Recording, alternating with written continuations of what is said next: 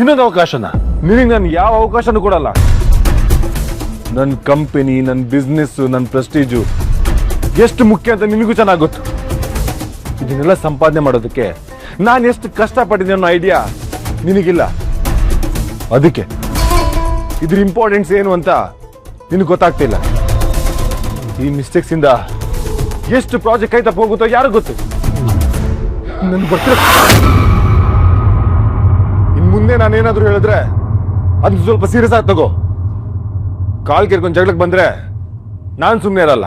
ಜಗಳ ಆಡೋದು ನಿನಗೆ ಇಷ್ಟ ನನ್ ಚೆನ್ನಾಗಿ ಗೊತ್ತು. ಅದು ಇನ್ ಮುಂದೆ ಅದು ನನ್ನ ಜೊತೆ ನಡೆಯಲ್ಲ. ನೀನ್ ನನ್ನಿಂದ ದೂರ ಇದ್ದಷ್ಟು ನಾನು ಆರಾಮಾಗಿರ್ತೀನಿ, ನನ್ನ ಕಂಪನಿಯೂ ಸೇಫ್ ಆಗಿರುತ್ತೆ.